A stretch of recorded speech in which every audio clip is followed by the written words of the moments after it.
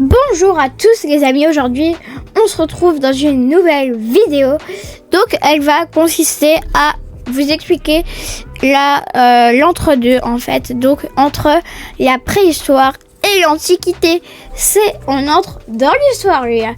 Enfin. Mais avant que la vidéo commence, n'hésitez pas à vous abonner et à mettre un petit like, ça fait tellement plaisir. Donc, on est directement parti. Donc, je vous ai cherché une petite frise chronologique sur le net. Donc voilà, je vous ai mis la flèche pour vous montrer vraiment ce qu'on va étudier aujourd'hui, très important. Donc, c'est cette période que nous allons parler aujourd'hui. Donc, il faut bien un événement qui marque le début de l'histoire. Donc, tout simplement, les gars, c'est l'écriture. Je pense que beaucoup le savaient, mais voilà. Mais pas celle que nous utilisons maintenant. Vous imaginez, un jour, ils se réveillent et ils se disent tiens, on va inventer l'alphabet. Ça, ce serait cool, ça, l'alphabet. Non, ça va pas marcher comme ça. D'ailleurs, là, on voit qu'ils utilisent les pictogrammes, mais pareil, c'est pas un jour. Tac, il y en a un qui s'est réveillé, on va faire des pictogrammes. Donc ils utilisaient les pictogrammes, des petits dessins qui représentaient des objets. Donc je vous ai mis une petite image, là je vous le montre. L'écriture est née en moins 3300. Très important à savoir, je vous ai mis en rouge tous les mots importants. Vous pouvez les réécrire sur une feuille de brouillon si vous voulez les apprendre. Voilà, donc moins 3300, la naissance de l'écriture. Mais comment est née cette écriture ? Eh bien, on pense que c'est un marchand qui un jour a mis un symbole pour montrer le contenu de sa marchandise. Donc, vous voyez, ça s'est développé petit à petit. Et un jour, c'est devenu notre alphabet tant convoité que nous utilisons quasiment tous dans tous les pays. Beaucoup. Alors, bon, après, il y a l'alphabet chinois, il y a l'alphabet japonais, il y a l'alphabet arabe. Bref, il y en a beaucoup. Mais il y a quand même l'alphabet, donc c'est l'alphabet, notre écriture maintenant. Mais cette écriture n'était pas pratique car elle ne pouvait pas représenter la lumière, des émotions ou d'autres choses. Oui, c'est vraiment pas pratique. Mais alors que maintenant, pour représenter la lumière, on marque il faisait sombre, il faisait lumineux. Et pour les émotions, on a juste à écrire fâché, triste, voilà, c'est très simple. Donc le pictogramme est devenu le cunéiforme, une écriture en forme de clou. Donc c'est cette petite image là. C'est en fait ils utilisaient un petit crayon et ils allaient sur leur tablette sur leur truc d'argile pour appuyer dessus et donc ça faisait des trucs en forme de clou. Qui est beaucoup plus pratique d'ailleurs. Plus tard, l'écriture s'est simplifiée et est devenue l'alphabet. Une lettre égale un son. Une écriture très particulière que... Enfin... Ah oui, pardon, je suis mélangée. Voilà.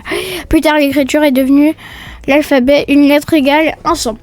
Une écriture particulière que très peu de gens sachent lire apparaît en Égypte. Les hiéroglyphes, un dessin égale un son, un mot, une idée. Donc ça, je ne l'ai pas marqué sur mon PowerPoint, mais c'est juste pour savoir. Alors, le hiéroglyphe, c'est une écriture de riche, de roi, une écriture royale pour les dieux. D'accord ? Ça, faut le savoir. C'est pour décorer les temples.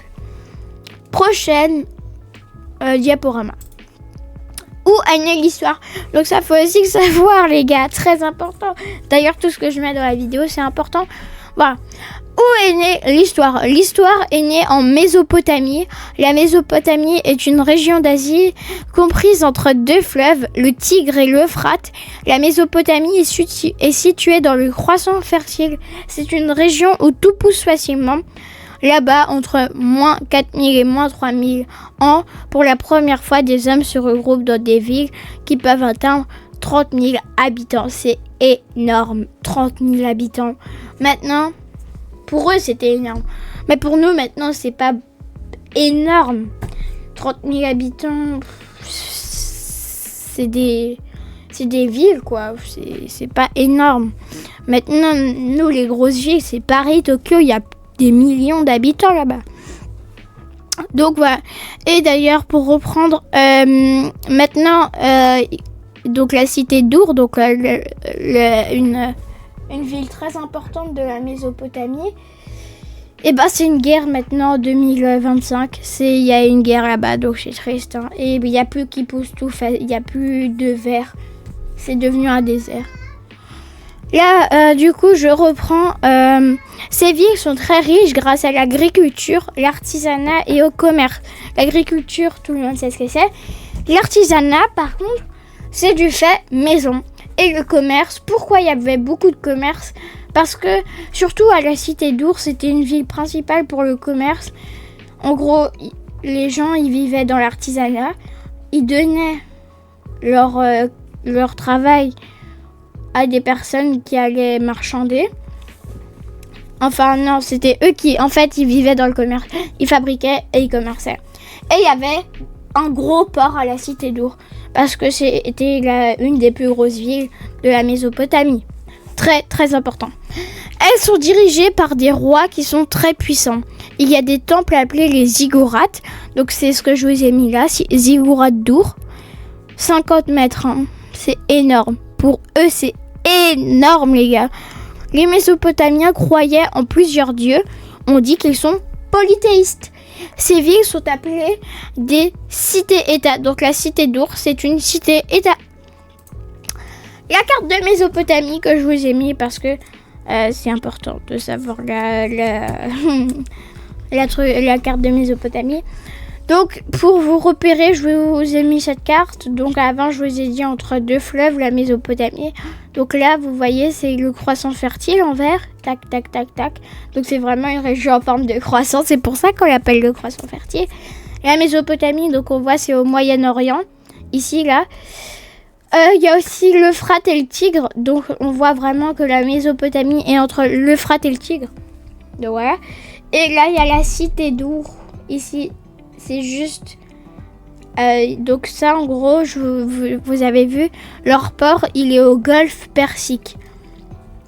Prochaine... Voilà, voici quelques petites images. Donc, l'alphabet, c'est notre écriture, notre alphabet de maintenant. C'est ce qu'on utilise tous, quasiment tous. Voilà. Du coup, l'alphabet, c'est une lettre égale à son nom, tout simple. Voilà. Rien à savoir, vous le savez quasiment tous. Cité d'Our, là, très important. C'est une reconstitution, pas là. On ne sait pas si c'était vrai, mais avec les traces laissées, on a pu reconstituer cette image. Donc voilà. Donc là, avec la souris, je vous montre le ziggurat. Donc c'est le temple qui domine la cité d'Our. Hein. Il y a aussi Gilgamesh, donc un roi mésopotamien, très connu. Donc vous le verrez dans la conclusion d'après.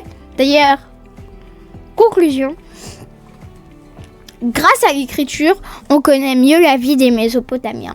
Leurs rois, leurs lois, leur manière de penser, leurs mythes. Ces écrits se sont transmis et ont influencé d'autres peuples comme le mythe du roi Gilgamesh, dont on retrouve des extraits dans la Bible. D'ailleurs, est-ce que je peux vous trouver? Donc, là, on voit les lois. Donc je vous l'ai mis. Donc c'est 5 mètres hein, le truc. Hein. Et donc tout ça, tout ce qui est écrit, les gravures, c'est des lois. Donc c'est Babylone, 1760, enfin moins 1760, moins 1600 avant Jésus-Christ, Hammurabi et son code des lois. Voilà, donc ça c'est un code de loi. Donc voilà. Donc Gilgamesh, on en retrouve des extraits dans la Bible, vu que ça a influencé beaucoup de pays grâce à la Mésopotamie. D'ailleurs, sans eux, on pourrait jamais être ici, là, devant nos ordinateurs, nos téléphones, avoir une religion, avoir une culture, avoir plein de trucs sans eux. Eux, ils ont vraiment influencé le monde. Voilà, c'est grâce à eux qu'on en est là. Du coup, Gilgamesh, il y a des extraits dans la Bible, donc pour le déluge de l'arche de Noé. Voilà, c'était juste la petite anecdote. Fin, merci à tous d'avoir regardé cette vidéo. La vidéo s'achève déjà. C'est triste. D'ailleurs, il y a le chat qui pleure là et le chat qui vous dit bye bye. Donc sur ce, on se retrouvera très bientôt. C'était le chat. Salut!